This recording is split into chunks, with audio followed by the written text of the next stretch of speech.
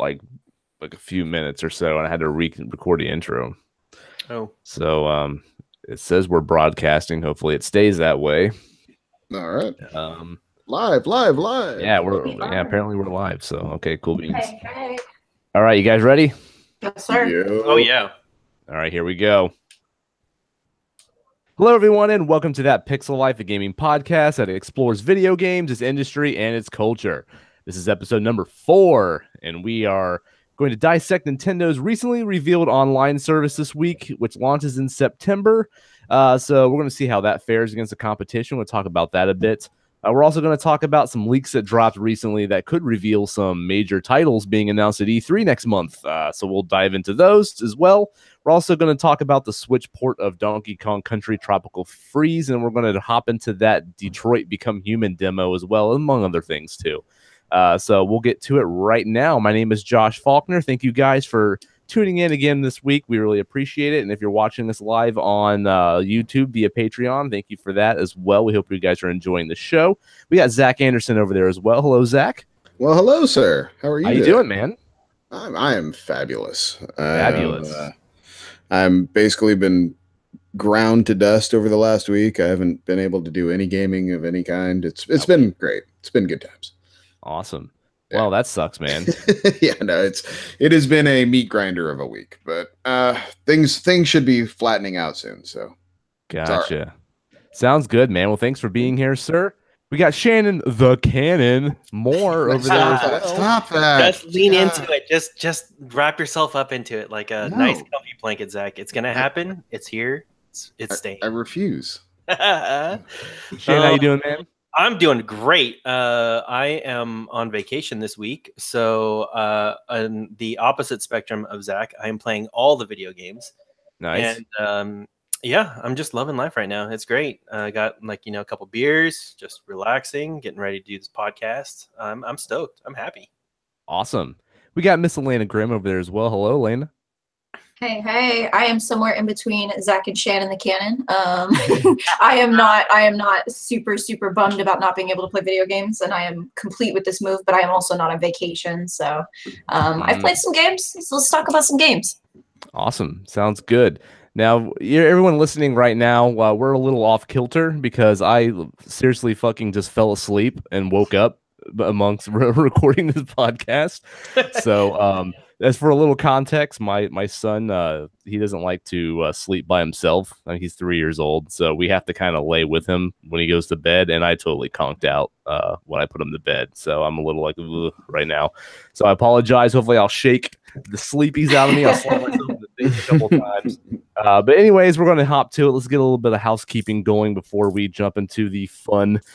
First and foremost, you can head over to thatpixellife.com. You can get an archive of all of our episodes. You can listen to them there. There's also all of our subscribe links there as well. You can follow us at Twitter at thatpixellife. You can subscribe to the podcast on iTunes, Google Play Music, Stitcher, iHeartRadio, TuneIn. We're on Pocket Cast now. Next week, we should be on Spotify. So that's awesome. You can head over to YouTube as well. We have a link to the full URL on thatpixellife.com where you can watch the video archives of this podcast as well, so you can see our lovely faces. There's also our Patreon. They are lovely. They are lovely. Yeah, they are very lovely. Yes. No, this week, though. So you can head over to our Patreon page as well, which is patreon.com/thatpixellife if you want to help support the show and keep us running, keep us on air. And in exchange, you can actually watch us live as we record the show every Wednesday, unless I fall asleep and fuck that all up like I almost did this week. This would have been a good one, too, because this is a dad cast front and back. You were over taking care of your son, and then they were talking about their children as well. Meanwhile, I'm just sitting here drinking my fucking beer like, oh, God. Yes. No, I actually learned a lot. So Lena was sitting there wondering where she went wrong in life and how she ended up talking to all of us for so long. And you can see her. My life didn't start until the podcast started. She's like, I could bail now. Episode 4. I can run it. Nobody even knows. Thank God he fucked that one up. Ooh, I'm out of here. I'm a guest host on Dadcast. That's what's going on. I'm the token fucking not dad on the Dadcast. Yeah, this is great. Yeah, well, I was going to say, we need an outsider's unbiased opinion to tell us what's going on. Totally. I'm into it, man. I'm here for the ride. I love We it. need someone to pop our bubble, our dad bubble. That we're living in. Wake up. Don't take a nap with yourself. Wake up. Yes. As for iTunes reviews, we have a lot of people that are dropping those for us. Thank you guys for sharing the reviews and getting those out there on iTunes for us. Please continue to do so. If you have a free minute, just head over to iTunes, drop that review for us. If you got a couple free seconds, that really helps us kind of grow on iTunes and get to more eyes and ears and whatnot. So thank you for that. Also for Patreon updates, we got a new State of the Podcast episode coming there this week as well, where we're going to go into some like behind the scenes details on what we're kind of changing and doing with the show, and things were improving and all that stuff. So we kind of dig deep into there, and we'll have that for you guys at some point this week as well. Kind of waiting to get more kind of stuff to kind of jam in there for you guys that we're working on. So that should definitely be coming this week. Otherwise, that's it for housekeeping. Thanks for hanging in with us, and let's go ahead and talk some industry buzz. We're going to get right into it. Now, the big thing this week is Nintendo has released their information on their online service that's dropping this September. They told us about it sometime last year, but we didn't actually know what it entails until now. Now, they haven't really given us all the details yet. There should be more coming at E3, but they dropped pretty much the gist of it on us. Just for the cliff notes real quick, $19.99 a year, which is kind of what they said already, because we kind of expected that one, so that's not a big surprise. But they have a family pass as well, so if multiple people are sharing one Switch, you can pay $34.99 to get everyone covered with the online functionality for that price on one Switch. Apparently, there's going to be 20 NES games with multiplayer functionality added to them as well. Obviously, the online play, the cloud saves are coming as well, which is something everyone's been asking for. We got some more functionality of that online app that no one uses. There's also going to be special member-only deals that they're going to throw at you if you're a member of their online service as well. And then they also confirmed no virtual console, but we're going to dig into that one here shortly. So I want to start with the price. And Zach, I'm going to throw this your way because you're sort of our marketing guru here. Is the price fair? Is it too much or too little for what you're getting? What do you think? I think it's completely fair for what you're getting, because you're not getting a lot. Compared to the others, right? Yeah, just comparative service, $20 a year to essentially connect you online and have cloud saves. That's what you're paying for. Yeah, it's still the only system that doesn't let you save locally. They like to back up your saves locally, which is insane to me. Yeah, I mean, at least the other systems let you do it with like a thumb drive or something like that. This has nothing. You have zero options other than pray your system doesn't break, or pray they can recover it when you send it to be repaired. So essentially you're paying for the ability to get your saves, which is kind of dirty in a sense. But but I mean, cloud saves. Now I think Microsoft is the only one that does it for free, right? Sure, I mean, no. PSN has it, but it's with a catch. There's a catch to. I think maybe it's the size. There's a size limit or something. Yes. Yeah, there's a size limit. Yeah, I thought you had to have PlayStation Plus in order to use the cloud save feature. I could be wrong. I believe it's a limiting of size of how much you can use the cloud saves. But they could have possibly changed that. I think it might be both. You might have to have the PlayStation Plus, and it limits the size. Because I've had some Diablo files that have been trying to upload for a while now, and it still says it can't do it because there's not enough room. So interesting. Yeah. All right.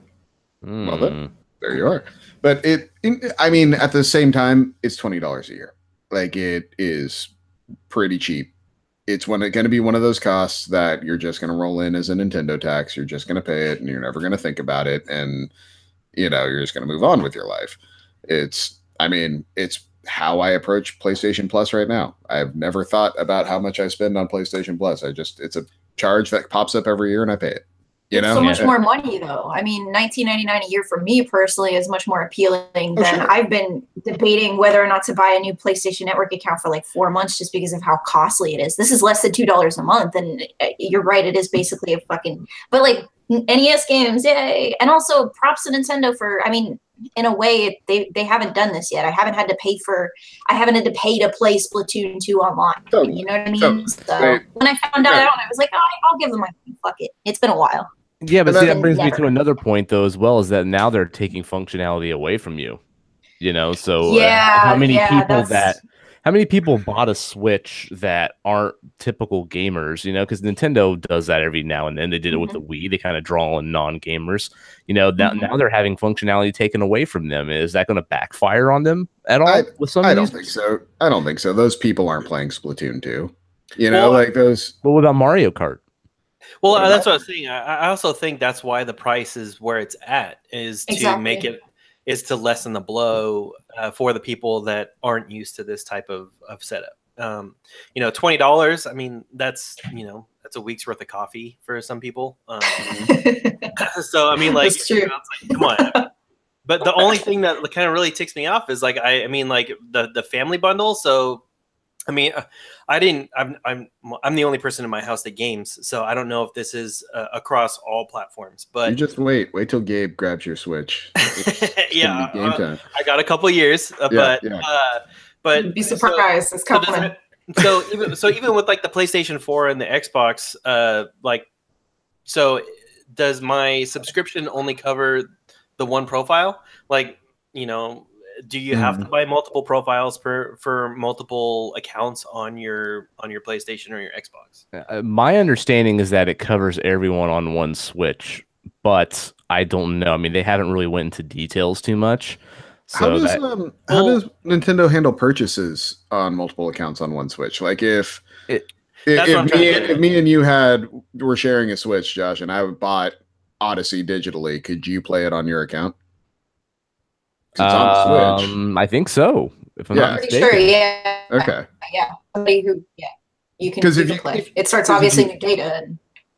Yeah, because if you couldn't, then their family plan makes sense to me. You know, like if it was one of those things, like if it was hard gateway that, laid out that way, then yeah, you wouldn't be able to use my online account to access the NES games and things like, things of that nature. So yeah. So the fact that it isn't that way with digital purchases is curious that they would handle it that way online. I don't know. I'm assuming it's just tied to online play. You know, like I don't know, man. It's really weird. We need more details. I'm assuming that's coming, but this is kind of just an overview of what they announced. The big thing here is, I mean, they have the special member only deals that they mentioned. They didn't really go into detail on that either. I'm assuming that's like deals with gold kind of thing, where they'll probably just have some sales that only the subscribers get.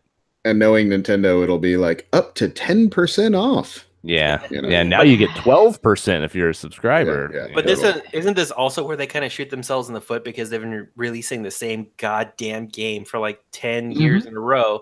So you're gonna have this guy who's gonna pay like 20 or I don't know $34.99 for their online package, and you're gonna get the same game that you already got for the Switch because you bought it 10 times like an idiot. Like, I mean, I don't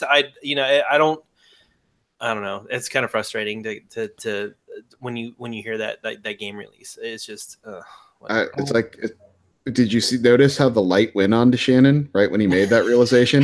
It's like it's like he came to this conclusion and then the light shined and it's like, oh shit. So that's the big thing that people are really drawing a lot of attention to here, is the fact that there's no virtual console. Now, they didn't say they're not going to have classic games on this thing. They're just not going to be under a virtual console banner. I honestly, like, Josh, you're the only one of us here that kind of was a virtual console guy. Like, not really. Well, okay. Did you buy virtual console games? Have you made one a few, purchases? Not a lot. Okay, that's a few more than me. So yeah. But the point I'm getting to is I'm curious, like, what did people think was going to happen here? Because when you say there's no virtual console, what they're saying is, hey, the games you bought on the Wii, the 3DS, the new 3DS, the Wii U, none of those are going to be accessible in this new machine. That's the only thing they're saying, is those machines that you made those purchases on are the only places you can play those purchases. Yeah, that's not that weird. Getting rid of the virtual console name pretty much gets rid of their what's the word I'm looking for? It gets rid of their licensing headache. Yeah, I mean, it basically tells people we don't have to give you this for free anymore, because that's the biggest thing is that people always wanted ever since the Wii U came out, is that they want all their purchases to roll over, and they don't. Now they have no responsibility to do that if there's no virtual console. But that doesn't mean that doesn't mean that they're not going to have these old games anymore. I honestly think that they're going to start with the 20 NES games, see how it goes, and then they're just going to grow it that way, and it's going to be of service with this. If they grow it, it'll split out as its own service. That's not sustainable at $20 a year. So now, does that give some legitimacy to Xbox because they have the reverse compatibility with like some of their older games, whereas PlayStation still charges for their service? Now Nintendo possibly will charge for their service. I mean, if somebody wants to play like a retro game or like go back to a Xbox exclusive or earlier version, I mean, do you think that's going to drive sales on Xbox's platform just because they have that functionality? For some, yeah, not for everyone. I don't think for enough. Yeah, and honestly, I talk a lot of mess about retro gaming and nostalgia and all that, but I think the reality is that just not percentage-wise, Sony knows that percentage-wise not enough people care, and so they're not doing it. Like they have all the time and the money, they could make it happen. But why? Like, it's something Microsoft trots out there, but who the hell's throwing in Bloodwake and playing it consistently enough? Who bought a system because they could, potentially play Phantom Dust whenever they want? Yeah, like, let me go spend that $500 system to play a 20-year-old game. Like, no one cares. I think Microsoft's in the position right now where they're just trying to get anyone they can, like they're trying to reach a very broad audience. Yeah. So there are people that will buy an Xbox One for that backwards compatibility stuff. It's not, like you said, it's probably a very low percentage. It's sort of the feature that everyone wants, but no one uses kind of thing, Well, and it's also the one feature they have experience with that no one else has. Like Microsoft, first and foremost, is a computer software company. And so they've had experience of running software from old machines on new machines on a very base level. That's like an experience that they have. And it was very easily transferable to this new computer that plays old games from the old computer, so they have that skill set where Sony doesn't have that skill set. Nintendo necessarily doesn't have that skill set. I think what's happening here is Nintendo doesn't care. Like they've already sold you 2 virtual consoles, except they were real consoles. They were the SNES Classic and the NES Classic. And they literally sold 2 virtual consoles. To be honest with you, any of the games that are on those 2 little mini consoles that they would put on the Switch, I would much rather just play on the mini consoles anyways. Because to me, that feels more like a retro experience. Like if I sit down, I want the feeling of the NES controller and all that stuff. I'm getting that with the old feeling from playing that console, but with the new technology with HDMI and HD and all that stuff. So I mean, I would rather just play them there anyways, to me, honestly. But the bummer is you lose the portability of the Switch. That's the only bummer, Yeah, I mean, it's really going to be a problem when they start killing services like, I mean, they already killed the Wii Shop channel on the Wii, so you can't buy those games anymore, and they're going to deal with the Wii U, soon. I mean, I can't imagine too many people still go on a Wii U and buy games on that thing. So I would be surprised if we go into 2020 with that service still running. The beginning of 2020. So people are going to start running out of options, and unless Nintendo just plans on stocking these retro consoles, I don't really know what they're going to do here, but I feel like there's so many ways for me to play those games now that I personally don't care that they're not there. But I still think they're gonna find their way on the Switch in some capacity. It's just not going to be the service that we know from previous generations. Well, and, Nintendo fans have proven time and time again that they'll shell out $5 to buy fucking Balloon Fight again. Like some it's $5. It's $5. Fuck it. Like you spend that on a week's worth of coffee. That's a tenth of that PlayStation account. $5. Damn. You know? Yeah. But it's not as much, you know, it's not even fucking close. So I mean I get where you're coming from, but you're right, it isn't close. It's a horrible game. And $5. Actually, a lot of those games that they announced out of the 20, a lot of them it was like soccer and like stuff that I don't want to play. The list was really underwhelming for me personally. I was like, okay. All right, I'm done listening. Okay. Honestly, I think they'll pull what Sega does. I could see a virtual console cartridge come out where they just sell you, here's 50 games on one cartridge from these different consoles, and just sell you that for $60. I could see them do that to appease those people. Well, that's what I still say they should have done with the SNES Classic. They should have had a digital version of it as well as a hardware version. I don't know. We'll see. I still feel like there's a lot that they're not saying about this service, so I'm sure we'll get some more within the coming weeks. But so far, I think the price is good. I think it's fine. I'll buy it. I mean, $20 ain't that bad for a whole year. I mean, I'll just pay it and forget about it, and I won't have to think about it again until a year later. But I think that's. But why be so close to the vest with this service? Like, I just don't understand why they're being so secretive about it. They've repeatedly said they're not competing against PlayStation. They're not competing against Xbox. Like, they're just in their own little bracket doing their own thing. Why don't you just give the information about what you're doing to the consumer so they know what they're getting in for? Like, maybe they're still figuring it out. Yeah, that too. They just don't know what the hell they're doing. It's because they're Nintendo and they just put shit together until the last minute and throw it out there. Just they're like it, you can change it if not. their excuse is that they're hyping it up to you, but in reality, they're still trying to figure it out themselves because Nintendo has never done anything like this before.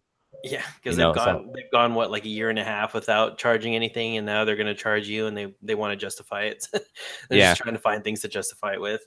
Yeah. To be honest, from my perspective, I'm just happy that I got away with it for a year and a half. Although I just fucking bought the Switch. Like, they announced that they were going to be making it $19.99 or fucking doing their online service functionality, and after I bought it within just a couple of weeks, and I was like, fucking awesome. That's cool, great, just about right, just on time. Got that grim look going on. Jesus, yeah, this is what it is, man. You just gotta pay. That's how it is. We'll see what we got down the pipeline with E3. I'm sure they'll talk about this more, but so I don't know. You guys seem like you're not as thrilled about this. I'm thrilled about the price. I love the price. I think the price is great. I think it's really considerate. But hearing Zach's perspective kind of makes me. Because I jump on Nintendo gung ho. I'm a pretty big fan, but I that's some pretty valid constructive criticism, or just criticism, So I get it, man. Yeah. Fucking contrarian, god damn it, making me think about things. So I see where Zach's coming from. I really do. But to be fair, like my point isn't to be contrarian, because it's not I know I get that from people. Mainly Nintendo fans a lot, like you sometimes. Yeah, me and myself. But I want Nintendo's products to be awesome. I think they're a good company. I think they make good things. They just don't make enough of them. And they keep selling the ones they've made over and over and over again. And hell, their big E3 thing is great. Smash Brothers again. It's great. Yeah, and people are eating it up too, man. People love some Smash Brothers. The competitive scene is like shitting bricks right now. They're excited. Yeah. What was the last great new Nintendo franchise? Splatoon. Splatoon's about it. Yeah. Pikmin before that. That was a while ago. Pikmin was never great. Let's stop there. Pikmin was never great. You can't hear my smile, but I'm smiling. I think we'll see. I think we'll see more ARMS games. I don't think we've seen the last of ARMS. That game. We should see the last of ARMS. Yeah, I didn't. I thought the game was fine, but I didn't love it. But you could say it didn't have legs. Not. I wasn't gonna go there, but fine. You go ahead. You take that L, sir. My silence. You can just file that one. Just file it in the back. Just file it. Just store that away for another day. Josh, when we're done, that reaction shot in my tray at the bottom was the best. Like that should be the artwork for this show. Like me stroking the beard and all of you just like, son of a bitch. It should be your Twitter header, dude. It should be the Twitter header for fucking that pixel, like just us just in our hands. That like, look on your face like, oh, here we go. This is going to be a zinger. This is going to be a zinger. Oh my God, every single one of you is just like this motherfucker. God bless webcams, man. Oh, man. It's been a delight, truly. All right. We'll go ahead and move on. I think we've beat up Nintendo enough here. Big news this week that Fortnite has an Avengers crossover that came out, which was very surprising. So basically, you can be Thanos in Fortnite. This new mode dropped with the new patch in the new season where basically you're playing the solo mode like you always do, but there's a comet that will randomly drop on the map somewhere, and the Infinity Gauntlet is laying there to where a player can pick it up. And once they pick it up, they turn into Thanos, and now they are wrecking havoc on the map, and everyone has to try to take him down, the player that's as Thanos. I played a bit of this. I don't know if any of you guys did. I know you guys aren't really big Fortnite people, but this mode actually made Fortnite solo mode a lot more enjoyable for me. And the reason why is because once someone grabs that Infinity Gauntlet, everyone kind of stops fighting one another and kind of goes after the person controlling Thanos. And I can kind of sneak in the background there and just fucking shoot people while they're not even paying attention to me. Okay, you're the guy who's fucking killing me. Okay. Yes. And it feels glorious because I can actually get kills. So while everyone's hunkered down in some building shooting at Thanos, I'm just like, boop, boop, boop, boop, boop, just taking them all out behind the back. Yeah. So it's great. But all jokes aside, like it is fun because once that Thanos player jumps in there, then everyone's focus kind of changes. And it kind of adds a new dynamic to the game that I think is really interesting that I didn't think I would like before. And it's garnering a lot of attention right now, even more than the game already does. So have any of you guys tried this at all or plan on trying it? No, I haven't touched the that expansion. However, I did play the game, and all I have to say is fuck that shit. I hate it. Whoa. I hate the game. I don't like it. I don't like the controls. I don't like how sluggish it feels. I don't like the look. I don't like the fact that like everybody can sit there and get shot, and then all of a sudden they're throwing up these like brick buildings that like protect them from every goddamn thing I'm throwing at them. Like you're spinning around in circles like a doofus, like just throwing up like building blocks all over the place. Jesus Christ!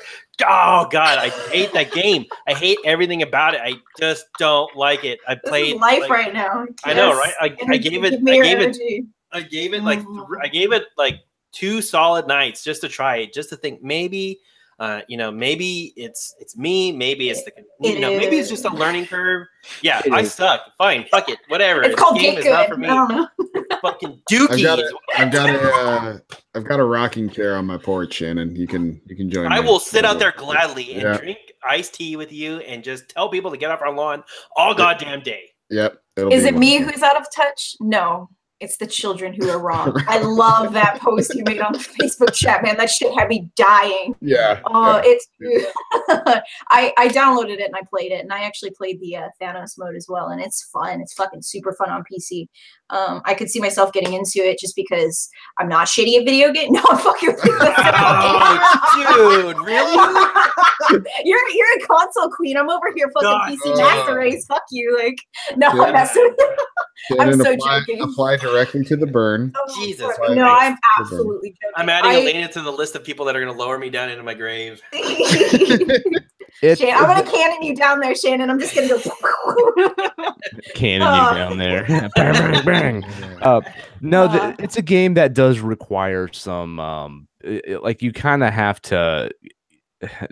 I'm not going to say it's an acquired taste, but you got to put some time into it for it really to click. Right. And for me, it didn't really click until I started playing it with other people, because I have a pretty good group of people that I play with, and I much prefer to play it with other players than by myself. Normally, the only time I play it by myself is if I'm trying to knock out some challenges from the battle pass that I can just quickly jump into a game and try to earn.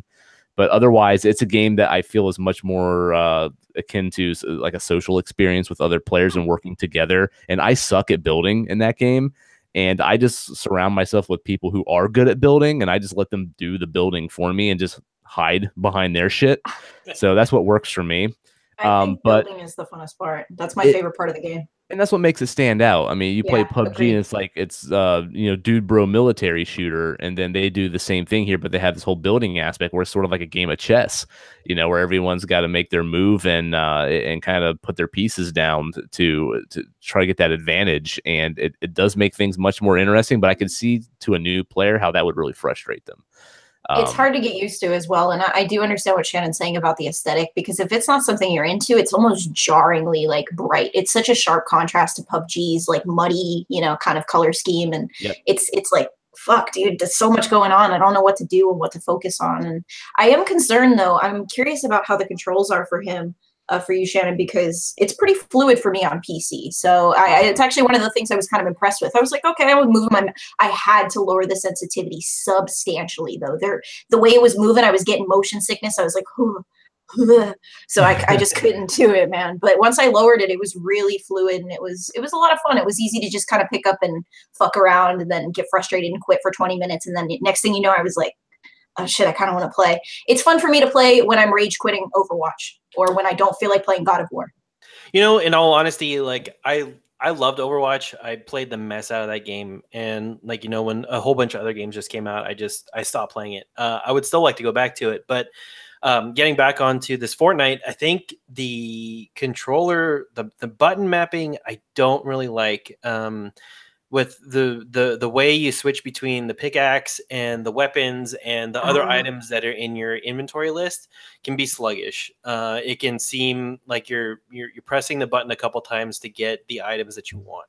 And maybe that's just, being the rookie, not being experienced with it. I'm also, probably juggling like 3 or 4 different games. So to stop and think about the button mapping sequence, because they're all different. I am older. I'm not gonna lie. Just that's just you gotta embrace shit. it. It's just how it is. It's like, sometimes you got to stop and you got to think. I'm actually at like my dad's level where I tell my dad to press a button and he has to stop and look at the controller to look at it. I actually got to that point, like playing Fortnite. I was just like, I have to look at this and see what I'm doing here. And it frustrated me. I think, if I had the time to dedicate to the game, I might find a little bit more enjoyment to it. The color, I like the color scheme and the art style of it in general. I do like, but I don't like the steep learning curve. It just, I don't have the time for that. And, I think that added to the anger is, why can't I just enjoy this? Why do I have to learn it? And with Overwatch, I just jumped in. And while there is a little bit more strategy on like the higher levels, just jumping in from a beginning level, you pretty much understand what your character does, and the scope of what your character is supposed to do. With this one, you're kind of out in there in the breeze a little bit more, and there's a lot more that you can do. There's a lot more to play with in the sandbox, and sometimes I think that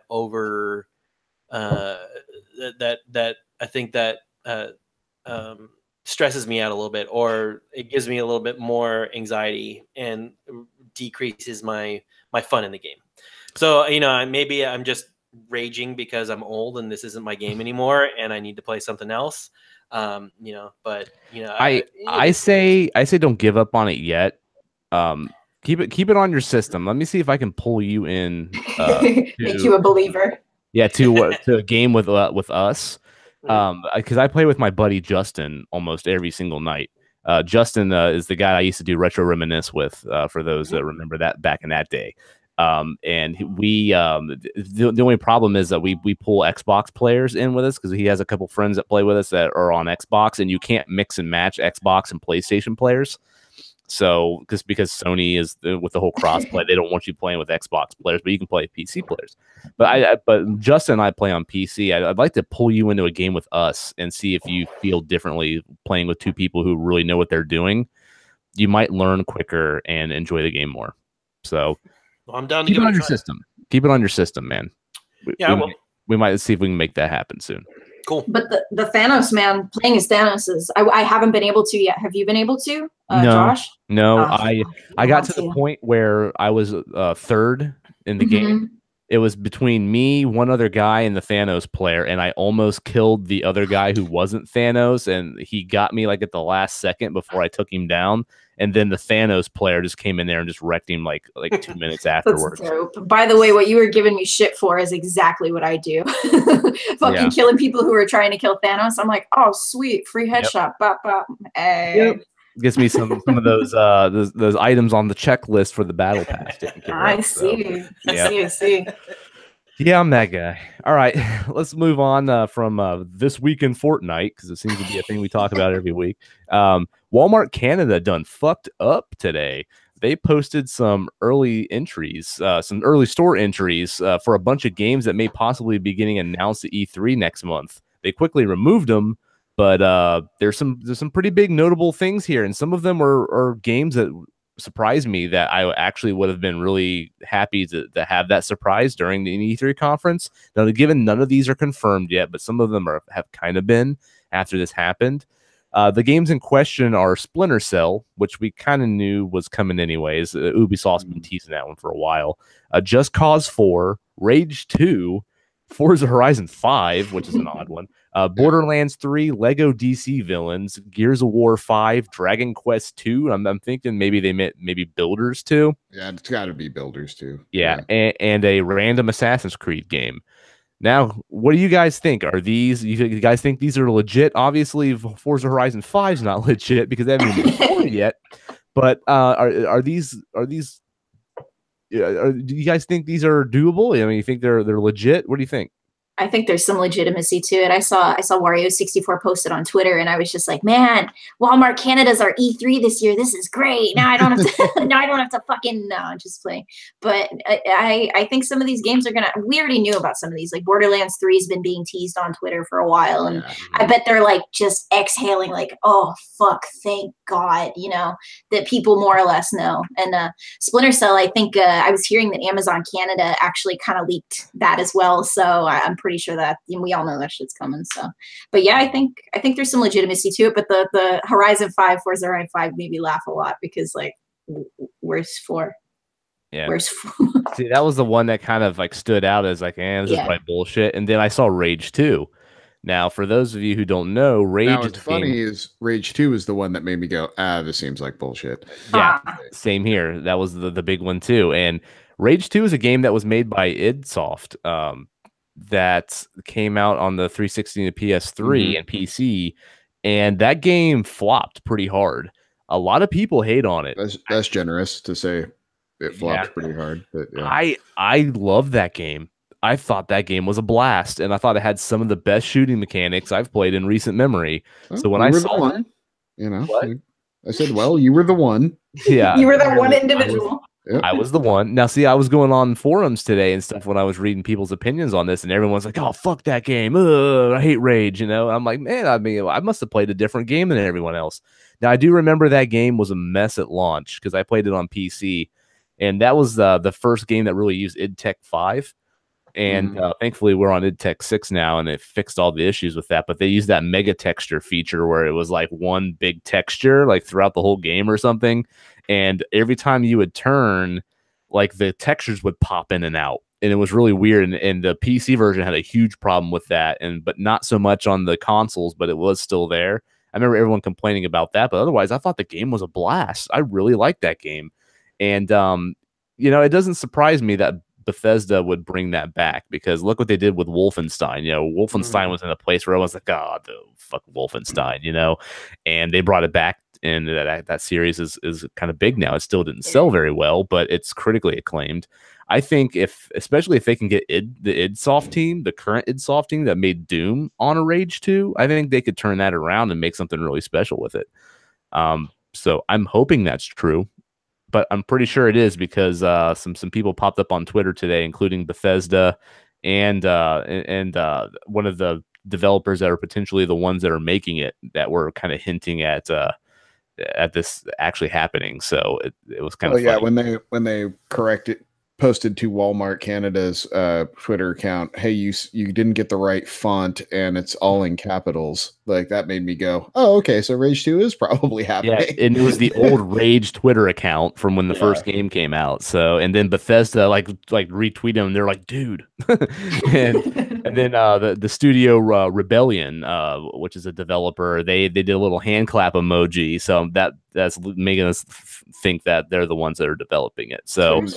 Cool, man. I love shit like that. I love how like they'll just like Arby's and all sorts of cool Twitter accounts are out there just posting all sorts of weird shit, and I love it. Yeah, and it's cool that they're not just like, trying to hide it or just ignore the fact that it got leaked out there. They're actually, going out there and just making light of the whole situation. Well, so if anything, it's a pretty modern approach to this sort of thing. Is like, yeah, just own it. Just don't try to hide it. Don't try to cover it up. Don't blame someone else. Just like, yeah, sure, it's coming. Yeah, and then everyone gets over it real fast. You can't see shit until E3, but it's coming. Yeah, exactly. So hype, it's time. Yep. So Zach, I'm going to throw this at you, man. What do you think about a Gears of War 5? It's too soon. Think so? I don't think it's too soon. I just personally don't give a shit.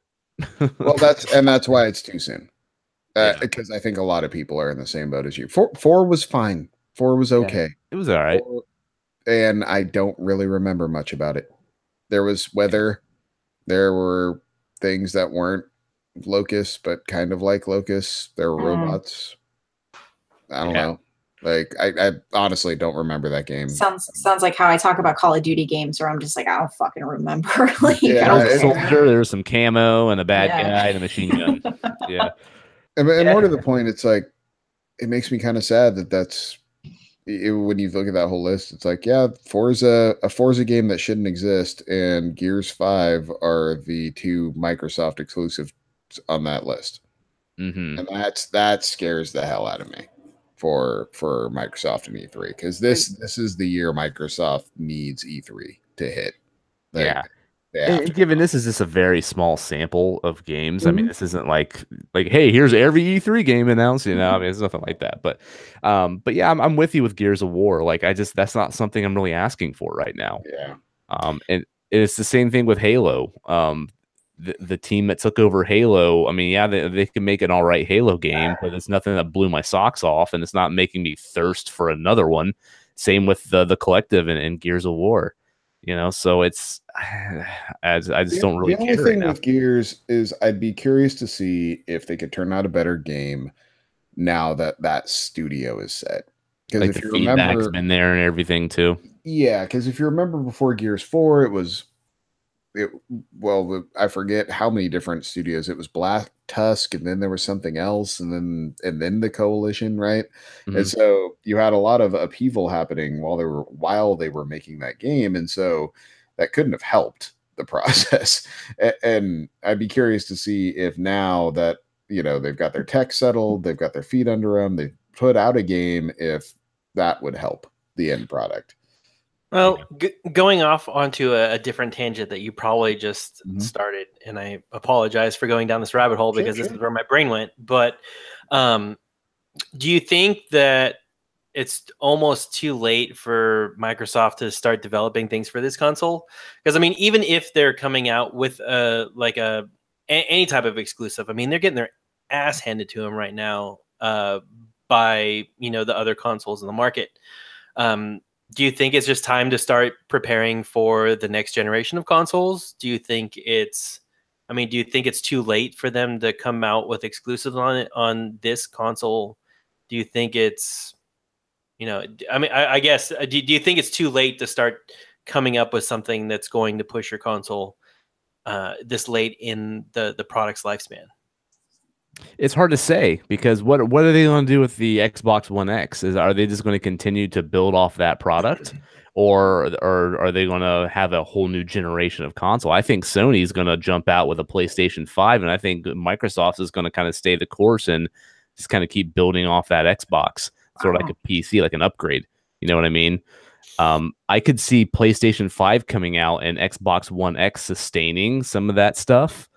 And then, like, maybe a year or two after the PS5 launches, then maybe throw another console our way. I don't really know how they're going to handle that. I think this upcoming generation is going to change things quite a bit because I think we're going down a different path right now with these upgraded consoles and everything that could lead us down some other, path with gaming generations. So it's really hard to say for me personally. I mean, my thought on it is Microsoft did relaunch the console.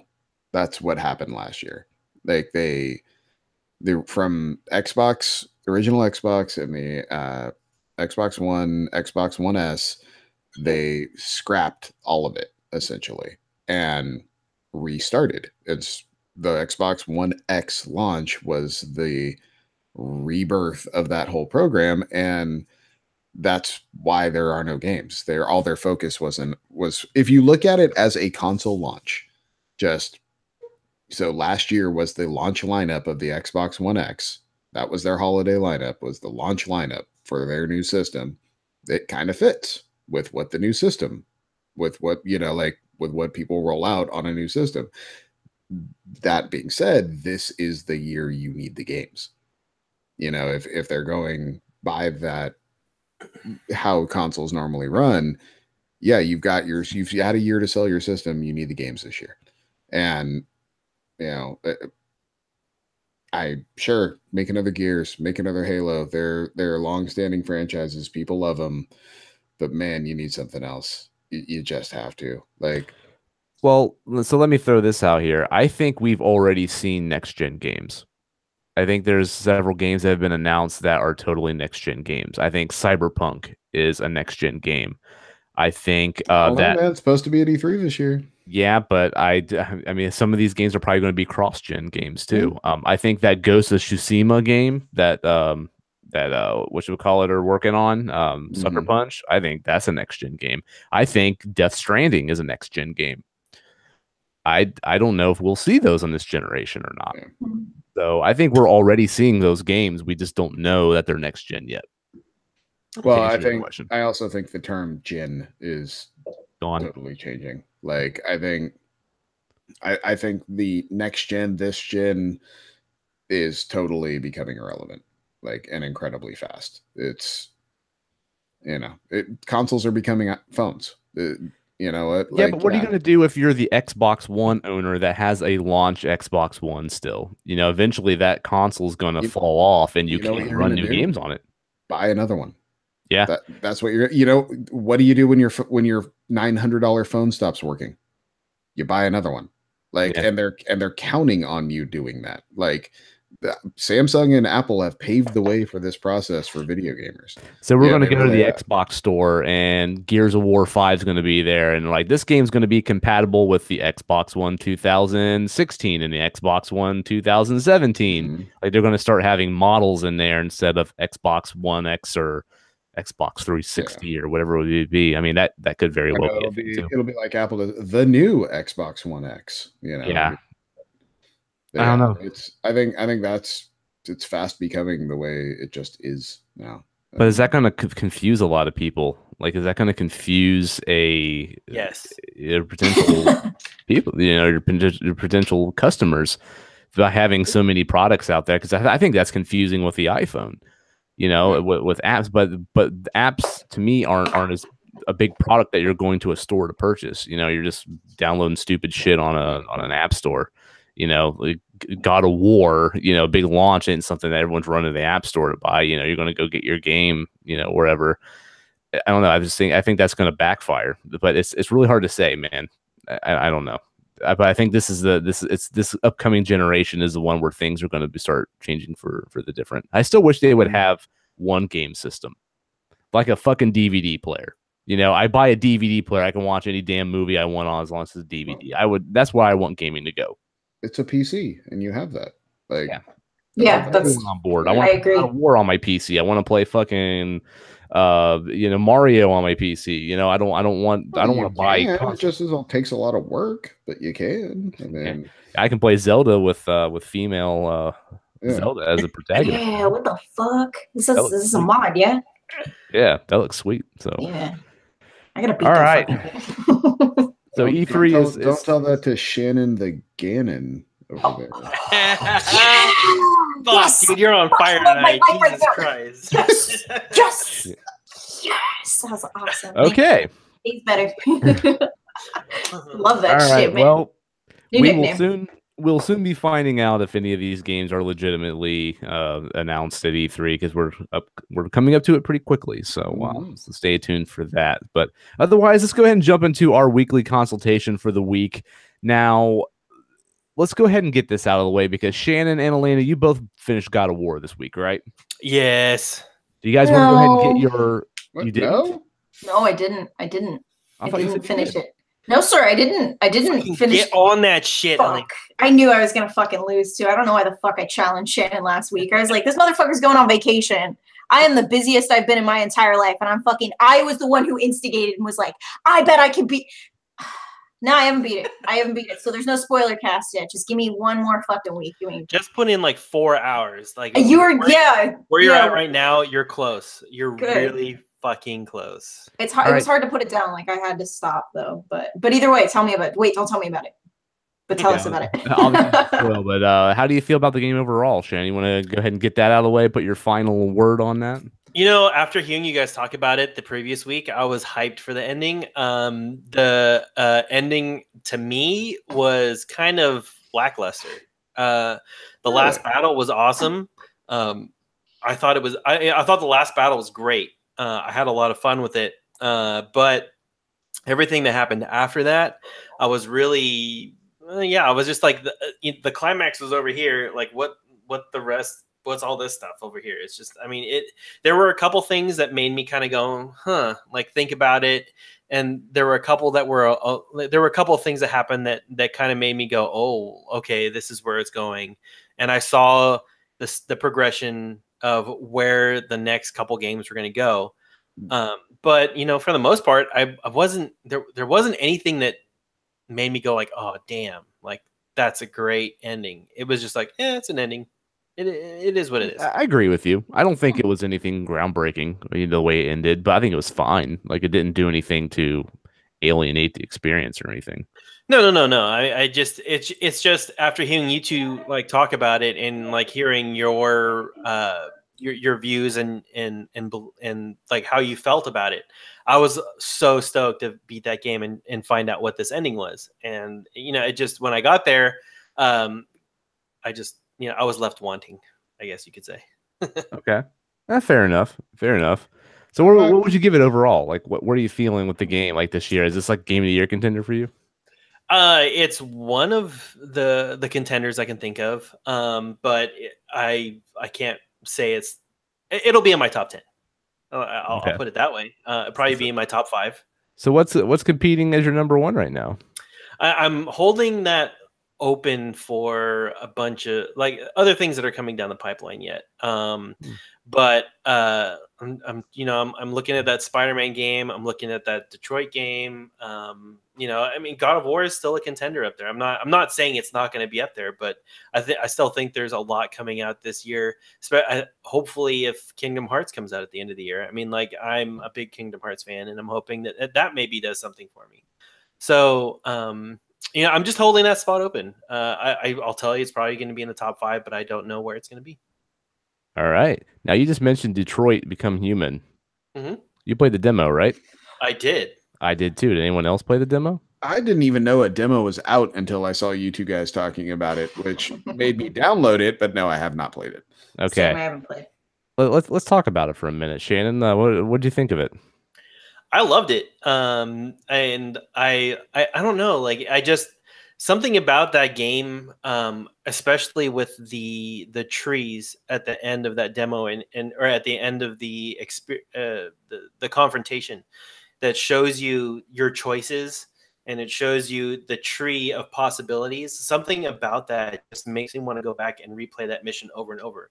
The mission itself is relatively short, but with all the possible outcomes that you have and all the little nuances that you can investigate or see or do, or the way you can approach a situation, made me want to go back into that game over and over again. The controls, I don't know what it is about me and being a stickler for controls, but it just felt that they were a little loose around the things that you were supposed to investigate, or the way that they wanted you to either pick up items or investigate things, I felt that was a little wonky, but it didn't detract from the experience overall. Were the controls like David Cagey? It's very. It's a lot like Heavy Rain. Like like on the right stick to pick this up, hit left and scroll down. You know, that's actually a bummer. Yeah, so it's very much Heavy Rain controls. Yes. Yeah. Now I liked Heavy Rain and I loved Indigo Prophecy. I have not played Beyond Two Souls, but that just dropped on PlayStation Plus, so I downloaded it. I plan on checking that out. I never played that one either, but I dug Fahrenheit or Indigo Prophecy, and I love the story of Heavy Rain. I thought the story of Heavy Rain was great. But this game feels like a David Cage game. It really does. But it also kind of feels LA noirish, how you kind of, investigate an area and then, make choices with the way you're talking to people and, different outcomes can happen. But they go much deeper with how many outcomes you can have in a situation. And the demo takes place in the like a lot of the big E3 presentation they had last, I think. And it's the guy who's talking the android off of the balcony that has the little girl hostage. And that's what you're playing as. And it's not the abusive father one. No, it's I'm going to save the little girl from the rogue android that went nuts. And now I don't know how yours ended up, Shannon, but mine I basically made him trust me. To where I had him drop the girl, and then the SWAT team just blew his brains out, more or less. And then he was like, "How could you lie to me? Oh my god!" And maybe like out to be like some kind of terrible person. But I saved the girl, so I was like, mission accomplished, But yeah, after that happened, it's just like, man, what else could I have done in this situation? Like, could I have got a better outcome? Or was all the other outcomes worse than this? And then that tree pops up. And they go down a path of every possible outcome that you could have in that situation. And there was like 6 or 7 different outcomes that you could come to. And I was like, holy shit, like that's a lot. Usually it's just like 1 or 2 things, that you could, most games like this, you got about 2 possibilities, maybe 3. This game had like 6 or 7 just in that one situation. And there's so many different things that you would interact with and do. And the thing's kind of time limited as well. Like I wasted too much time and they kind of pushed me out on the balcony to take care of them. Like there was more stuff I wanted to investigate and do. So you have to kind of think on your feet with the amount of time that's given to you. And the possibilities are super deep here. And I really enjoyed what I played. And I liked the voice acting a lot. I didn't have any problems with the controls. I thought it was fine, but I was used to playing stuff like Heavy Rain. So I felt right at home here. The graphics were phenomenal running on a PS4 Pro. The attention to detail is super, super good. And I really liked what I played, but my problem is there's also been demos from previous E3s where they showed off gameplay that didn't really look like it would appeal to me. Like some of it was sort of like a third person kind of action game that was thrown in there too. Remember when we were at E3 last year, Zach, and they showed that demo and it was like a bunch of like dudes running around and we were all looking at each other like, wait, this isn't the game I thought that was. That's weird. And then what I played of this demo was the game that I thought this was going to be, and that's what I want. You know, so the demo for me was super positive, but at the same time, I saw all this other shit that made the game possibly go in a direction I didn't want it to, and we're not getting any of that in this demo. So like I'm really curious. You don't know. Maybe the feedback after E3 last year, they really scaled that back, or they made big changes to it. Because I don't remember anyone talking positively about it. Yeah, and so I didn't get to play that stuff at E3 either because of that stupid fucking app that they had that filled up like as soon as they made it live. But yeah, I don't know, man. Like I'm very curious about this game. I think the story setup is right up my alley. And I love the demo, what I've played of it so far, but I'm still skeptical. I'm spectacle. Got my glasses on, and I'll give you my glasses. You'll be able to see better after yes, this. Elena's the only spectacle one here. Actually, Elena is spectacled. I'm spectacled. But yeah, I mean, the demo definitely piqued my interest even more than before, but I'm still worried that this game's going to have some stuff in it that is going to deviate from that path that the demo laid out for us. Mm-hmm. And it could go in a direction I might not like. So we'll have to see how it goes. Plus, it's a David Cage game. They're love-hate with a lot of people. You know, that guy doesn't really scratch the itch for everyone. So yeah, well, I think the reviews are really going to be a big thing with this one, but I think I'm going to grab it regardless because it does look like something I really want to play, especially with the narrative. The narrative is really cool. Yeah, I mean, just, I don't know, just going back into that demo. I mean, like I played it. I got maybe like half of the endings for that situation, and I'll tell you, like, it's hard. Like, I don't know what it is. I hate choosing like the bad decisions, like knowing that it's gonna lead to a bad outcome. Like, I don't know what it is about myself. I just can't. I can't do the bad. So you saw multiple endings for this, then, right? I did. Yeah. So did any of them give you a feeling that, hey, I did the right thing? Because my outcome, I did the right thing, but I still felt like a prick. yeah. No, I like there's a lot. Well, I mean, it depends on how you. I mean, it kind of all depends on your perception. There are endings in there where you know, there are choices that are made. I don't want to spoil it because I know, like, you know, the demo's out there, and if you want the experience, it's there. But there are ones where, like, I felt more fulfilled than the one where you feel like that's the one that they want you to choose, the 100% ending. The ones that were like the 75%ers or like the 60%ers, I felt more fulfilled doing those endings than I did doing the one that I felt like they wanted you to go to. So I thought I found that interesting. And then the little details that I didn't see going through the scenario the first time. You know, when you have a little bit more time to be explorative because you gone through, it's kind of like Groundhog Day. You know, you go through it so many times, you know what you're supposed to do, so it gives you a whole bunch of extra time to look at to look at the rest of the game without being penalized. So you go through it and you notice the little things and you investigate them, or you try that different path, or you investigate that extra thing, and it enriches the story so much more, or gives you so much more percentage points in your favor, or detracts them depending on how long it takes you to get there.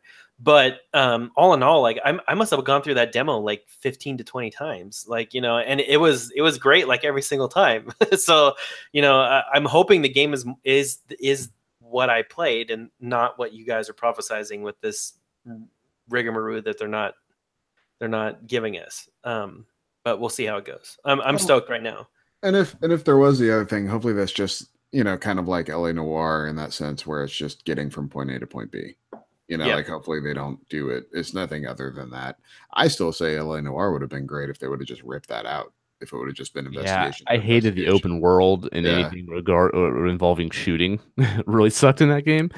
But with Detroit, though, there's supposed to be 3 different characters, I think, that you kind of flip flop. It's sort of like with Heavy Rain, they kind of flip flop between the different characters. So I'm wondering if each character has a different style of gameplay. That could maybe. I don't know. We will see. All right, Shannon, you got anything else you've been playing this week? Yeah, I would like to rage a little bit about Dungeon Defenders too, because that you know, I played the first one and I really enjoyed it. I liked it too. I liked the first one. Yeah, I played the mess out of it, and the second one came out, and I picked it up for the PlayStation 4. I had some free time this week to play it, and with the most recent update, it just seems like it breaks at the 3rd level. You know, so I was really disappointed about that. And I did it multiple times. I reset the PlayStation. I checked to make sure that my internet connection was good. That was another thing that pissed me off, because it always wants you to be online in case other people want to jump into your game, or you know, you want to add people to your game, because you can play up to 4 people. There's 4 different characters. But it just pissed me off, because like every time I would get to the same spot on that 3rd mission, it just froze and just bricked everything. And then I had to like reset or close the application out, wait about 5 to 10 minutes, and then restart the game, and then go back in, then, you know, try to do something different. It was just there's just too much going on. you know, in those tower defense situation games where you're down at the ground level and you can actually jump into the trash and, you know, help out in certain situations. There's a lot going on in that screen. There's a lot that it has to process. And I don't know if it's on their side or if it's maybe the PlayStation that can't handle it. I don't know what it is, but it just froze every single time. So, you know, I rage quitted out of that because I was tired of wasting my time playing this game that didn't want to work. So I'm hoping with the next update they fix something. But for now, I'm just going to put it on the shelf and wait a little bit. Isn't that one free to play? Well, not when I got it. I thought it ended up being free to play. It might be now, but like an idiot, I probably paid for it like when it first came out because I wanted it. You know, and it's been around for a while. It's been around for what, like a year at least, probably. Yeah, I think it was early access for a while. Yeah, too. Yeah, and I paid for it on early access. It was only like $20, but still, yeah, I paid for it. But now I'm paying for it in a different way that I don't like. So Right. Yeah, I was gonna say if it's been out that long, it doesn't give me a lot of hope that they're gonna fix it at this No. point. Exactly, which makes me angrier. Like, I'm I fucking know. living for you right now. That's unacceptable. And I feel like that's something that's becoming increasingly commonplace nowadays. Like, games back in the day, that never happened. You never got a fucking wow. I was thinking about Sonic Adventures for a split second. I played that game when I was younger, and I was like, actually, that game was fucking broken. Like, they shouldn't have shipped that game out. But you know what I mean? Like, that shit's fucking egregious. I'm sorry. I spent money on that. Yeah, well, it is what it is, and you know, we'll see if they fix it. If not, it's $20 down the drain, and not like a full 60. So, whatever. Yeah. Anything else, man? Let me see. Battle Chasers, I'm still going through. But you know, other than that, that's it. Gotcha. Now, Zach, you have nothing listed. I believe in the outline I wrote not a goddamn thing. Not a goddamn thing. Yeah. So I didn't even turn a console on this week of any type. Wow. I've had zero time. It's just been wow. Well, for me, I've been struggling to play other things because every time I sit down to play a game, I just want to play Fortnite. Like, I see all my buddies online playing on PC, and I'm just like, oh man, I want to join them right now and play Fortnite. But I did pick up Donkey Kong Country Tropical Freeze for the Switch. The Switch port of that came out. So yeah, I can see Zach laughing already down there. uh-huh. So what's so goddamn funny, Zach? Huh? Tell me, please. Why? This is why I'm here. Right now is why I'm here. I mean, why would you buy that? Why would you? How much did that cost you? Let me get my $50. Well, I take that back. It cost me $45 with tax is what I paid With for it. Best Buy? Because of Best Buy, and I had a $5 reward cert. Best Buy. Yep. So again, back to grumpy fuck over here. What's the problem? Well, I mean, if you want to waste your money, that's no problem of mine. So the problem is, do you think it's a bad game? Is that where you're going No, towards it's a here? great game, no, but I'm bought saying it you already bought it, and then you bought it again. Well, here's the deal. Yes, you are correct, sir. Here's the deal. This game came out in 2014 when there was a lot of shit coming out. Like, I think it came out like most of the stuff on the Switch. It came out around 2014. Yeah. Yeah. That game got buried underneath a bunch of other games I remembered. And yeah, I picked it up and I played a bit of it and I enjoyed what I played of it, but it got buried so bad that I knew I would never get to it. I ended up selling the game. Now, all these years later, this game is considered one of the best platformers that have came out in recent memory. Like, it's very well received, very high regard in terms of platformers. You guys know I'm a huge platformer fan. I love that genre ever since I was a kid. And I always shot myself in the foot for selling that game. Like, I wish I never sold it, because eventually I got to a point where I was like, man, I want to go back and play that. But I ended up selling it because I knew I never would play it. Well, so here's the Switch version came out. And yes, $60 is a lot to ask for this game that's that old. Like, they should have sold this for like at least 40. But why? When people like you are going to spend 60? Exactly. Right? Yeah, and I'm part of the problem. I'm not going to lie about that. but this type of game on a handheld for me is a lot more attractive, because I can pop in and play it, you know, on my lunch break or whatever, and knock out a few levels. I love platformers on handheld systems. And this game was so well received and so loved by so many people that I wanted to give it another shot. So again, I didn't pay $60 for it. I got it cheaper than that, but still, it's a lot to ask. So for me to sit here and say, yes, Switch owners, go out and buy this game right now, I'm not going to say that, because this is a game, say, how it was 4 years old now, and that's a lot to ask for a 4-year-old game that doesn't really do a whole lot. Like, if they would have thrown in Donkey Kong Country Returns in here as well, I think that would have been a lot better value, but they didn't do that. So here's the thing. The game is pretty much how you remembered it on the Wii U, but it's running at 1080p. They fix a lot of the frame rate flaws. So the game is a full flawless 60 frames per second. There's no little random dips anymore. And this game can get very fucking hard. Like, very fucking hard later on in the game. It's very, very challenging. I like challenging platformers, so that's cool for me. But this game, it has some beat your head against the desk kind of moments.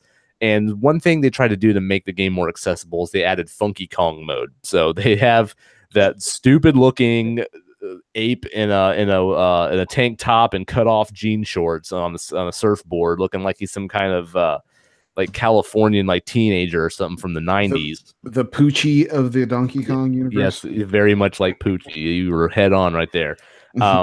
He was in Tropical Freeze, but he was like the vendor that like sold it. You can collect coins in the game and you can buy power-ups and stuff.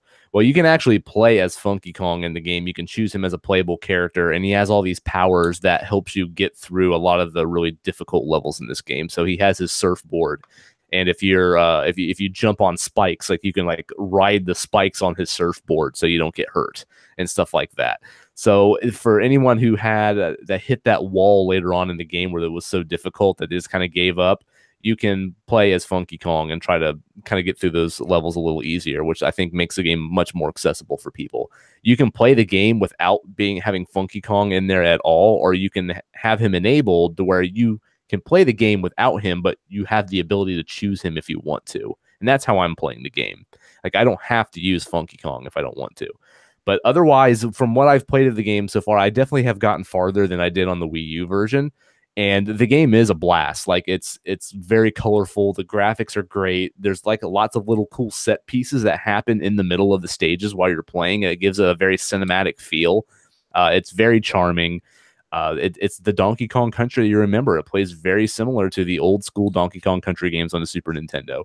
I'm not going to say it's one of the best platformers ever played, like a lot of people are saying, but it is very, very good from the time that I've put into it, and it does have the potential to be like a legendary status platformer.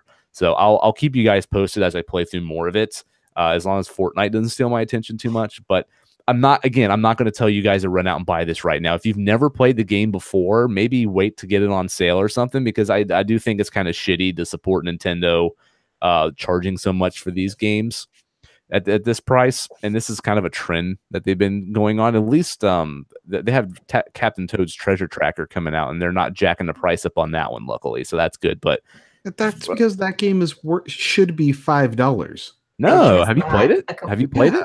Yeah. Have you played Captain Toad? Yes. No, and I never want to. Dude, that game is fucking awesome. I love, and no, it's much more than a $5 cell phone game. That is. I don't believe you, Zach. I don't think you played it. I played it for about a half hour and felt like I have gotten a half hour's all I needed to know what that game was. I don't believe that's that's not good enough, man. You can't be saying stuff like that. We're only playing a half an hour. Like, that game is legitimately awesome. I loved it to death. I still own my Wii U copy, and I'll fucking buy it again. I love that game. You guys are so different. You guys are so opposite when it comes to shit like that. I know. I love this so much. I mean, that's the thing for me, though. Like, I know Zach is a very anti. I don't want to buy this game again because I bought it once before. But for me, the portability and being able to enjoy that game again in a portable fashion, is worth it to me with some games like Dark Souls. Like, I'm going to buy that game on PS4 and Switch because that's how much I love that game, and I want to play it portable, and I want to play. I don't fault you for that. Everyone has that like Achilles heel, and Dark Souls is yours. Like, and like. Sure, there's franchises I've bought multiple times because I really, really like them. But the thing with Nintendo, it's their entire effing catalog is these games, you know, and at some point the excuse of I'd like to play that portable is I don't want to hear that anymore. Like I don't want to. That's not a selling point anymore. Make something new. Like every new thing. Captain Toad's great. What'd that come out? 2013. You know, Probably. Like Donkey Kong Country 2014, like just 2012, 2011, like I can't buy virtual console games that came out 30 goddamn years ago for my Nintendo. Like, just make something new. Just make something new. Like, is it that hard? Like Kirby Star Allies, maybe? Or is that not good enough? I would much rather Josh come up here and rave about Kirby, even though I'm not a Kirby fan. I have that game too. Sure, but it's new. Like, it's not a goddamn 5-year-old Donkey Kong game, that he bought again for 5-year-old Donkey Kong game that no one played. And he didn't play it, and he never got to beat it, and he sold it, and then you know what I mean. There's a long chain. But he was also one of 5 people that bought a Wii U. Like, and that's the whole thing here. I mean, that's why we're seeing so many of these ports, because these games, a lot of people didn't get a chance to play them because they didn't fucking buy a Wii U. And you know what? I honestly wouldn't have that big of an issue if these were $30 titles. And I agree. I absolutely agree. I think with Donkey Kong Country, I think they should have sold it at $30, maybe $40. Mm-hmm. And if they're going to charge $64, they should have threw in Donkey Kong Country Returns on top of that. Because like Mario Kart's a good package, but it's also one of those things like, well, I bought it because it's a great party game and everyone loves playing Mario Kart. But it's also one of those things like I felt dirty paying full price for that. It's an old ass game, that they made look real pretty, but it's just, I don't know. It's a scuzzy business practice, but everyone does it because Nintendo gives you a choice of one, and it just sucks. That's all. Yeah. So I get it. I'll let you have that, sir. But still, vote with your wallet, and I voted with mine. So yeah, for them to continue that practice.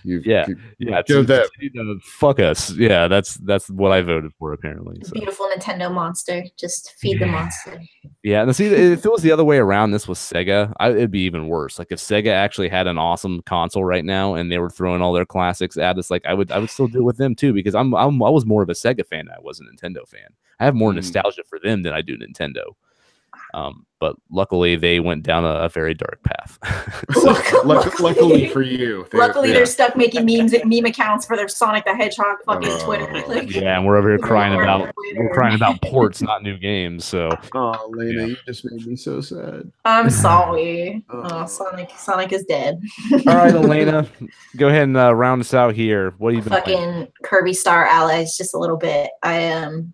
I haven't had much time because of the move and everything that's been going on. I've still been unpacking and just getting acclimated and stuff. But God of War 2, y'all, I promise. That game's so fun. It's just, fuck, man. I'll play it for a little bit and then I'll be like, because it is difficult and I don't want to lower the difficulty. So I'm playing on, I vary from medium to hard. And I'm just like, okay, I'll go down for this level and then I'll go back up and then I'll go back down. And then I'm like stuck on medium and I'm like, fuck, am I going to have to put this down to easy to finish this? And, I don't, because I have fucking... I want to beat it on normal at the very least, just as a personal thing. And I'm getting to the point where like, man, I want to beat this game. Should I really just fucking, decrease that difficulty? But when I played it on easy, it was too easy. You know what I mean? So I decided to go with something even easier and play Kirby Star Allies because fuck it, right? Like I need something practically plays itself. I know, it's ridiculous. It's like, oh man, I'm on the toilet and I'm bored. What the fuck am I gonna do? You know what I mean? Suck up some Kirby Stars, like make some friends. That's the thing about those games, though, is that every single one of them in that series has been stupid easy. But they're just relaxing and they're charming as hell. So that's the thing too. So it's such a this is kind of the theme of the podcast today. Is just stark contrasts and God of War and Kirby Star Allies. I can't think of more opposite sides of the spectrum. But it's fun too. It's funny too because Shannon was mentioning earlier playing multiple games and kind of getting the scheme confused, you know what I mean? The buttons. And I don't think that's necessarily getting old. I think that's having your hand in too many cookie jars. And that's kind of what's happening with me when I'm making the switch. You know what I mean? I'm trying to suck up allies while I'm playing fucking God of War, and it's just not working out for me. So it's a funny thing. And then I did download and play Fortnite. We talked about that real briefly. And I think it's something I will go back to. I honestly think if I had downloaded it on a console, I would have been raging just like Shannon, but I didn't, and I downloaded it on PC and I adjusted the quality or the sensitivity, and it's fucking fun, dude. It's I played PUBG and I was like, there's something fucking missing from this game, you know? And when I played Fortnite, I was like, is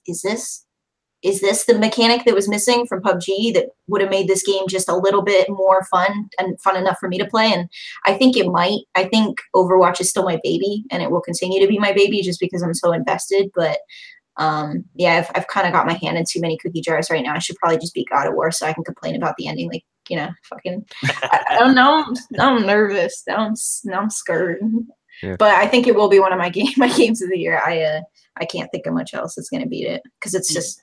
Yeah, you got to get to that last battle. That last battle is amazing. Have you guys fought a Valkyrie in that game yet? Dude, it rocked my shit. Oh my god. I played that game on easy and those things fucked me up. Yep. Yeah, well, yeah, it was a battle. That gives you a lot of impetus to go back and clean up a lot of the stuff after you get to the ending, because that's where you'll get those higher level armor sets and weapon sets that will or runes, I mean, and stuff that will alter your weapons to make those Valkyrie battles possible. Yeah, that's another thing I'm interested about, is just the replayability, which is surprising for me for a God of War game. I didn't think that was a thing. Is that new? Like replayability for a God of War?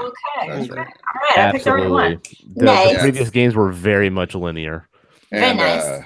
And yeah, there are some Valkyrie battles that you'll come across that are not even possible until you've maxed out things. Like it's I'm trying to Dark Souls my way through this, just barrel roll fucking continually and just blocking. That's what I do. That doesn't work. Like there was the one Valkyrie I fought, and like even if I was dodging, the area of effect of one of her attacks would still get you. The one by the giant? Was that one? Yeah. The wings. Cast. Like when they swipe their wings, they'll do that combo, and it's like really hard to get out of it because the reach is so long. Mm-hmm. Yeah, I had that same problem. So. But yeah, I need to go back to Kirby as well. I picked that game up at launch, and then Far Cry came out, and then Ni no Kuni, and then God of War, and I might actually put Donkey Kong down, go back to that, and then go play Donkey Kong again. So. You actually just reminded me that I bought and really want to play Ni no Kuni. This is my life now, right? Is this my life now, you guys? Is this? You actually just reminded me that that's exactly what you did for the first time you bought Donkey Kong, and then you're going to sell this one. That's what I was just thinking too. I was like, history repeats itself. This is a beautiful thing. He's never going to beat Kirby. Never. Yeah, that's my cross to bear. Yeah, man, it's your money. I cannot wait to live that kind of lifestyle. Like, that's so baller. You know what? Look at me swimming in fucking 5-year-old Donkey. I'm gonna sell it making for it rain old it. Games. Yeah. Ports. Smacking on the ground like you're gonna buy me again. You know what, dude? Let's call Nintendo. We've got their advertising campaign. Port ability. That should be like they should have a whole advertising campaign around. No wonder you're big on marketing. You're good on this shit, man. Like, there should be. Give me someone. I need to call somebody. These half-ass puns are just fucking flawless, man. Well played, sir. I mean, eventually they're going to get to a point where they run out of shit to port, right? I mean, that's got to happen at some point. They're not creating enough original content, so yeah, they will catch up. No, dude, they'll just come out with another console, and then they'll just not port all these things. Yeah. Exactly, you'll just have to port everything over again. Port all the Switch games over. Port all the ports. All 10 that they'll make over the life of the Switch. Because. The Switch 2, but like now coming next fall, Dark Souls remastered. Like, fuck yeah, I'm buying that shit again. Yeah, right.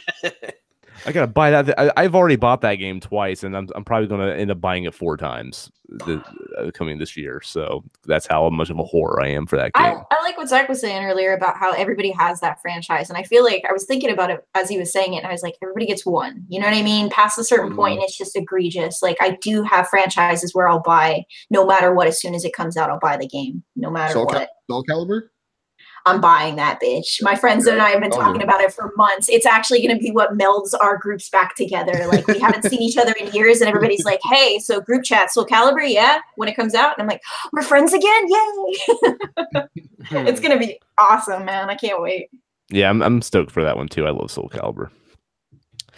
All right, guys, let's hit up our week in review and let's sum up our week. Anything good? Anything bad? Shannon, I'm going to throw it your way first. Go ahead and vent some things on us in your life. God damn it! I went to freaking Target today. Right, I'm looking for a trash can for my for my kitchen because my kid is getting like my other trash can has had it. Like I can't find the lid anywhere. I lost it when we were moving. And we're, he's at that age now where he can start putting things in the trash can. And since we don't have the lid, we're finding all sorts of crap in there. And, we just have to go out and buy a new one. It's fine. I'm thinking maybe $20 tops for a really good trash can, right? Fucking trash cans are insanely expensive. And you go to Target, Jesus Christ. Okay, you can find like one for the bathroom for like $3. I got no problems for that. Like $3, yeah, I'll buy those all day.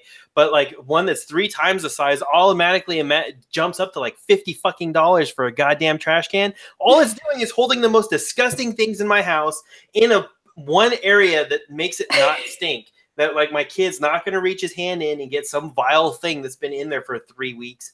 Like, out. Okay, maybe I gotta stop you here because what kind of trash cans are you shopping for, homie? It's nothing. It's nothing special. I mean, that's what. It better not be chrome, like Cadillac, fucking. No, okay, so it's plastic as shit, and it's got a small piece of like sheet metal that goes around it to give it or stainless to make it look nice in your kitchen. Because you went to Target.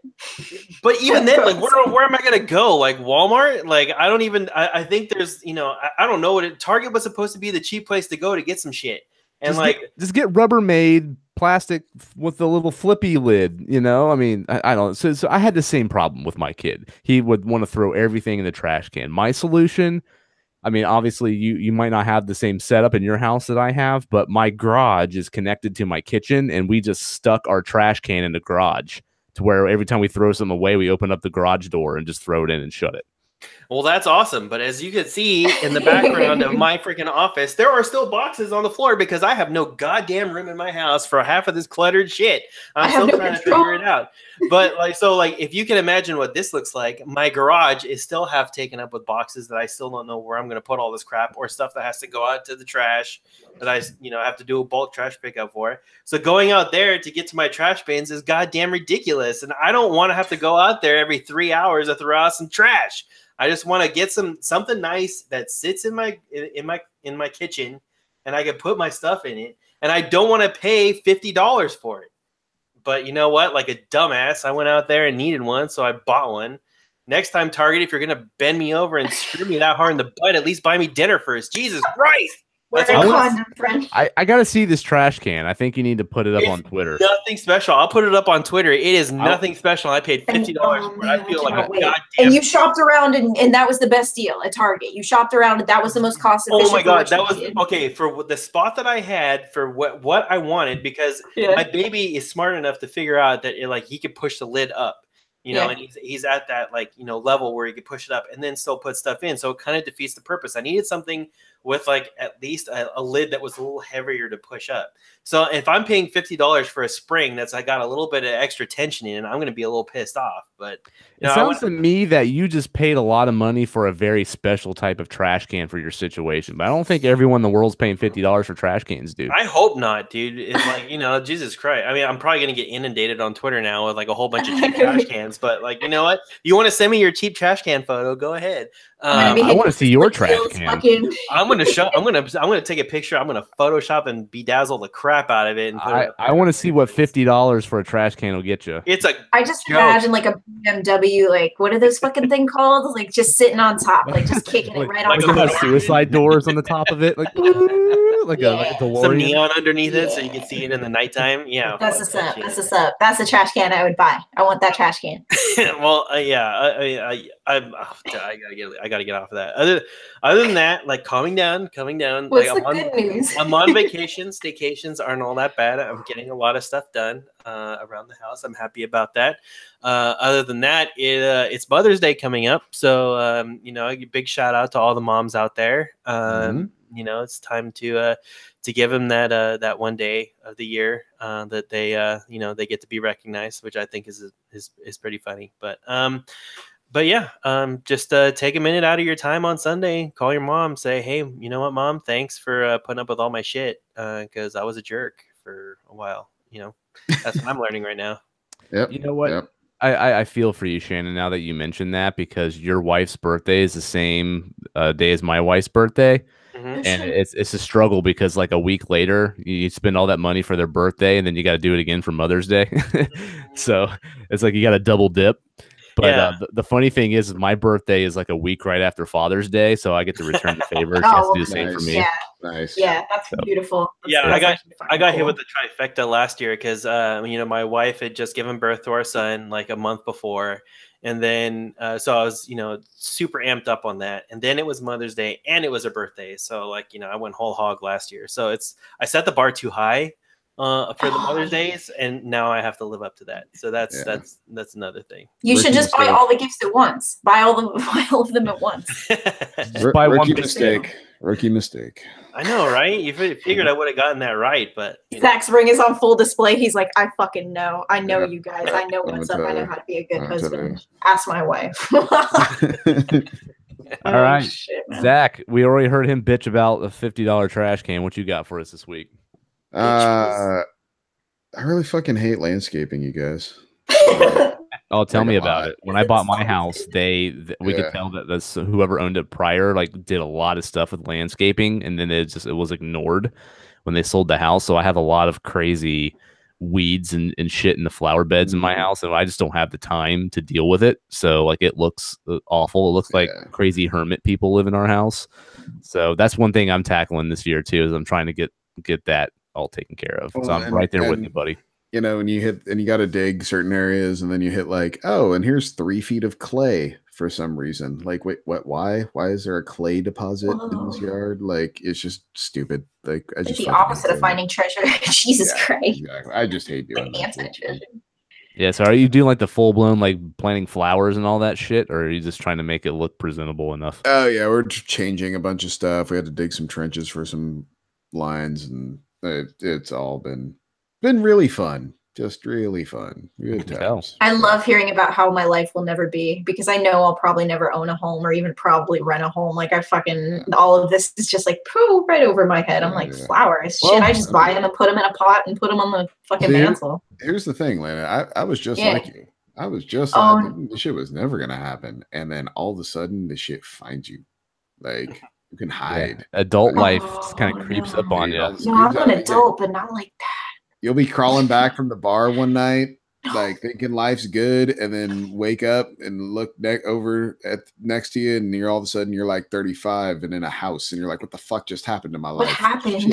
Like, I'm well off. I'm healthy. I take care of my loved ones. What the fuck happened? Like, yeah, totally. I was so happy, and now this, like, yeah. And now I'm happier, and everything's fucking different, but better and different and weird. The hell. You'll be there one day, kid. Just you. Nope. Wait. I'll see you in fucking 20. I'll see you in 10 years, boo. I'll see you in 10 years, and I'll be right here doing the podcast. Yeah, totally right. We're playing Overwatch still. Yeah. No, there'll be dogs. To be honest, it'll be 7 dogs, but that's too many. Josh will be buying fucking Donkey Kong for the 8th time. For the 50th fucking time. Be like, back in my day. Still have never beaten it, but so he's just buying it again. Sold it 49 times, bought it 50. Fuck you. Fuck all you. We're all making fun of each other. Oh man, this is fuck you. This is a roasting cast. This is great. To piggyback off what Shannon said, call your damn mom, people. Just, you know what? Like, that's the thing being a dad has taught me. That woman worries about you all the time, every single day. It's never not on her mind. just give her a fucking phone call and tell her you're all right. Like, even if it's just saying hi, like, that's all she wants, man. I see my mama at least 2 days a week. So yeah, that's awesome. That's a good sign. Yeah, and she still worries about you. I don't know about that, but she does. It's just you can't help it, man. You know, like it's in there. Is that an innate parent gene? Like just worrying constantly about your child?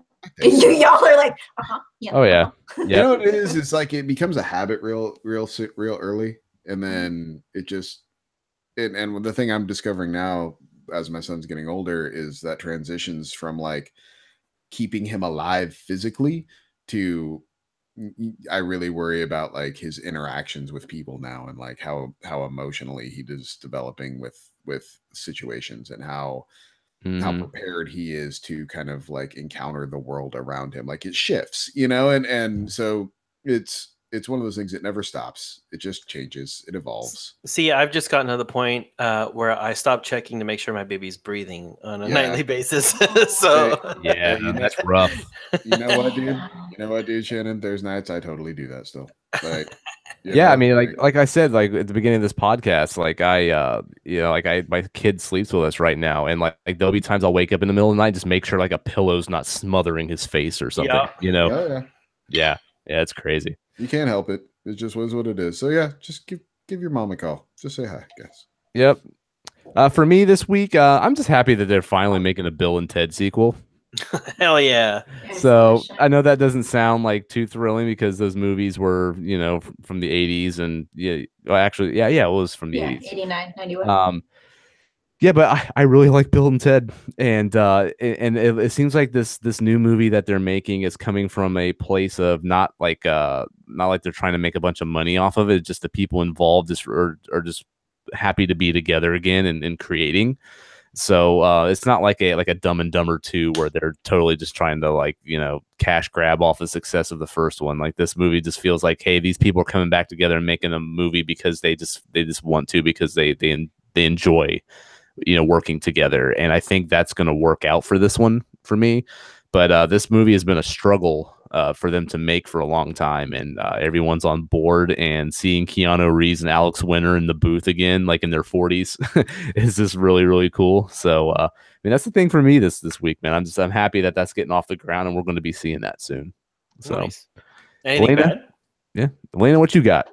Oh, dude, do you have anything like bad or not, or no, just not really. a flurry of positivity? Ooh, nice. Nope. I'm good. Well, fuck, I'm into that. All right. Well, the good is, I guess piggybacking a little bit off Shannon, like well, the good is I built a desk on my own for the first time. I'll post a picture on Twitter because it was cool for me as a person, like building a desk on my own. Like my boyfriend wanted to fucking help me. He came in at the beginning and I was like, kind of just getting started. And I was like, we'll see if I need help. You know what I mean? Because if I need help, I'll take it. But he comes back like 10 minutes later and I'm like, no, you cannot help me. This is something I have to do on my own. I know I can do it. I can do it. And he's like, hands up. He's like, all right, I love you. I'll be back if you need me. Do you want water? You know what I mean? Just like being super fucking nice and shit. And he comes back incrementally and it's just a mess. And I'm yelling. I've got headphones on. He's like, hey, is everything okay? I'm like, fucking IKEA. This is bullshit, man. And I'm just yelling. Like I realize I build things the exact same way I play video games. Really loudly, very expressively, very emotional. Intensely. Yeah. With a lot of life. There's a lot of life in me, man. Like, I just got to get all that life out of my fucking brain. And oh man, but yeah, man, IKEA. The bad is IKEA fucking sucks, man. That place is like Costco level anxiety for me, where I just go in and everybody's like, they don't want to be there. It's like going to the DMV. Like you're not going to IKEA because you want to go to IKEA. Although the food at IKEA is fucking dope. Have you guys ever eaten there? Yeah, the sweet balls are pretty good. It's probably one of my least favorite foods. I just don't really care for meatloafs or meatballs, stuff like that. It's not a thing for me. And I got the chicken meatballs and I was like, holy shit, this is divine. I was really impressed. And then we started shopping and I was like, I want to go home. Like, can we go home? You didn't get stuck in the maze? Dude, and then we were in line for a half an hour and I was just like looking at my clock like, Do I really want to do this? Does your IKEA have the arrows that shine from the ceiling onto the floor that kind of lead you in the direction you're supposed to go? And like, no, that would have scared me even more. I was like, yeah, that's how mine is. And halfway through, I realized I was going the opposite direction, and everyone was getting really pissed at me because I was like walking out as they were coming in or whatever. And yeah, that was us in Tokyo. I wasn't going with the flow of traffic in IKEA, but yeah, I mean, you could spend 3 hours in there, you know, and get into 7 different fights with like 4 different people, man. Like it's just intense. It was an intense experience, but being able to build a desk on my own is sweet, but the cost, like what the fuck, man? Like why do I have to spend $250 on a desk that I know is going to fall apart in a couple of years? And then on top of that, I have to buy a chair, and the chair is more expensive than the desk. And I'm just like, what the fuck is being an adult? Like, what is all this money I have to throw at things? Like, just stay in my life forever. Like, desk never go away. I never have to buy another desk. I never have to buy another chair. Let's keep it that way. I never have to buy another Xbox. Let's do it like that, please. Like, fuck. Pro tip: that IKEA desk will fall apart on you probably around the 2-year mark. Something's gonna happen, and it'll disintegrate. Unless let me ride the train of pride. Unless you need to move it like more than once in the next 2 years. Don't move it. Don't. That happened to me. I spent $140 on like a pretty nice computer desk at IKEA, and then I bought my house. Like the thing was maybe 6 months old. Yeah. I bought my house, and when it moved, it fucking broke all to pieces because I was trying to shove it down a hallway it was too narrow for. Yeah. And so then I went back to IKEA and I bought the cheapest desk they had as a replacement, which was like $30, and it's literally just a flat surface and 4 legs. So that's what I'm rocking right now, actually. And what I spent money on. The best thing I can tell you to do is this has been my jam recently is going on the Facebook Marketplace and then typing in what you're looking for, and you'd be surprised. IKEA furniture you pay like a cheaper price for upfront, and then you don't feel bad when it falls apart or you destroy it. You just let it go. Right. You go to Facebook Marketplace though, and you realize that there's a whole bunch of people who have spent a shit ton of money on expensive ass furniture, and then they're moving, or they don't want to move it, or they're just lazy, or they're moving into a smaller place, and they sell it for dirt cheap because nobody wants furniture. Everybody is trying to offload furniture they don't want anymore, and nobody wants it. So you can find everything that you want, especially if you're not picky. You can find it for dirt cheap on the Facebook Marketplace. It's funny. I was going to do that too. Fuck. Yeah. So the good thing about IKEA, and this is what I appreciate, and I'm glad I knew at least a little bit going into it. I don't plan on being here for very long, so this $80 desk won't be too much. The one I wanted to buy was $250, and I'm really glad I didn't, because as soon as I was bringing it home and assembling it, everybody was hitting me up like, "Yo, you got a desk from IKEA? Are you sure?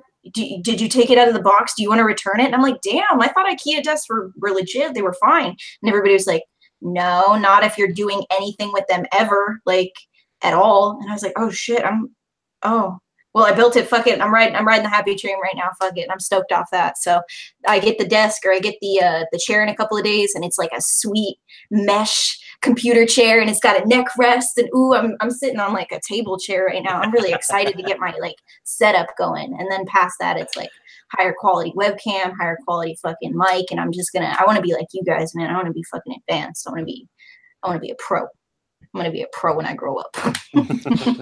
But that's it, man. The IKEA sucks, but other than that, my life is stellar. Everything's pretty great. I just want to play video games more. I wish I had more free time. I want to play God of War. Right? I think that's all our goal. So All right, guys, let's go ahead and wrap it up. We've been talking for a while. So that's episode 4 in a nutshell. Don't forget to follow us on Twitter at That Pixel Life. You can get Zach at Zackle. Elena is at Honey Baked Hella. And then Shannon is at SHMore0317. I believe that's correct, isn't it, Shannon? Yes, you are 100% correct. Awesome. Don't forget to review us on iTunes as well. Shoot us a review. Leave us a message on there. We would greatly appreciate it. It helps a lot. Send us some DMs on Twitter for some requests. If you want to give us any feedback, let us know anything that you want to communicate to us and things that we can improve on. We would greatly appreciate it. And also spread the love to your friends. Show them the link. Shoot links at them. Give them the show. Let them listen to it. Let them give us feedback too. We'd greatly appreciate it. Otherwise, that's it for this week. Thank you guys for tuning in once again. And for all of us, I think I can speak and say have a awesome week. Bye. Fucking $50 trash can. God damn it. The beach.